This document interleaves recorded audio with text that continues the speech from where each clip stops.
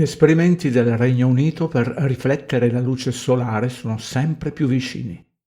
Se digitate su Google la voce esperimenti per riflettere la luce solare, vi si aprono pagine allarmanti come affrontare la crisi climatica giocando col sole, azzardo o la cazzata di Reflect Orbital, il sole di notte per orientare grandi specchi installati su satelliti in orbita per riflettere la luce solare a Terra. Ma siete veramente così stupidi da credere che possa funzionare una cosa del genere? Secondo la legge del quadrato inverso, la superficie riflettente di un chilometro quadro ad una distanza di soli 100 chilometri si allargherà di centinaia di chilometri quadrati. Gli scienziati da una parte vogliono riflettere la luce del Sole dalla Terra e dall'altra vogliono riflettere la luce del Sole sulla Terra. State ingannando, o meglio state illudendo la popolazione. Poi altri titoli allarmanti per mettere paura come «Scienziati pronti a spegnere il Sole». Prendo come riferimento alcuni estratti dalla pagina BBC del 7 maggio 2025.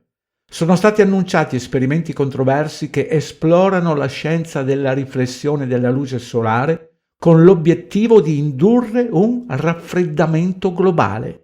L'Advanced Research and Innovation Agency, ARIA, un ente finanziato dal governo, sta finanziando quasi 60 milioni di sterline, pari ad oltre 70 milioni di euro, che potrebbero consentire esperimenti reali, anche nel Regno Unito. Mi chiedo, perché anche? Perché in Italia è già in atto. Su indice alfabetico sotto la voce Antonio Raschi, esperimento di cambiare il clima, apre il video iniziamo con qualche spruzzatina per giocare col meteo, dai! Ascoltiamo cosa dice dal minuto 1:20 nella puntata di Porta a Porta del 6 novembre 2018 con Bruno Vespa. E poi l'altro aspetto è che siamo al centro di un esperimento planetario, chiamiamolo così, un esperimento di cambiamento del clima, del quale non sappiamo ancora quali saranno gli effetti nel lungo periodo. Ma andiamo avanti. Nell'ambito del programma Exploring Climate Cooling, i progetti sulla modifica della radiazione solare SRM cercheranno di ispessire il ghiaccio marino artico e rendere le nuvole più riflettenti. Tuttavia i critici nutrono serie preoccupazioni circa l'impatto della SRM sui modelli meteorologici e sulla nostra salute, vedendola come un ostacolo alla drastica decarbonizzazione.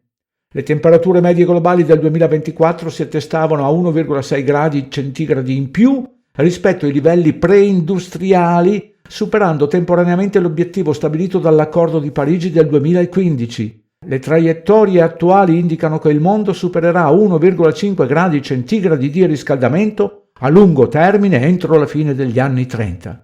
Sebbene sia ancora necessario compiere ogni sforzo per ridurre le emissioni globali, la comunità scientifica sta prendendo in considerazione la geoingegneria, in particolare la georeferenziazione a superficie solida, SRM.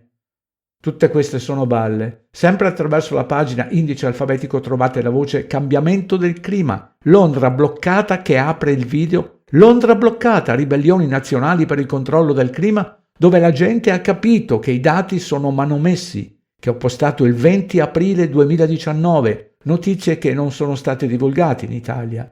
Aggiungo di cercare anche la voce CERN e il cambiamento climatico che apre il video, la correlazione tra CERN e cambiamento climatico, spiegazione delle ondate di caldo da record del 3 agosto 2022.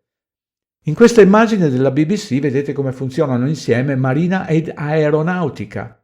Iniezione stratosferica attraverso aerosol. Gli aerei rilasciano particelle minuscole per riflettere nello spazio le radiazioni solari.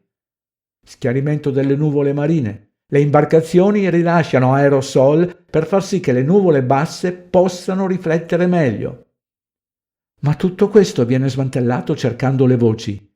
Clima, il grande inganno del clima. Come il movimento ambientalista è stato dirottato dalla elite del 9 marzo 2025 e corruzione climatica, postato l'11 febbraio 2024. Buone ricerche!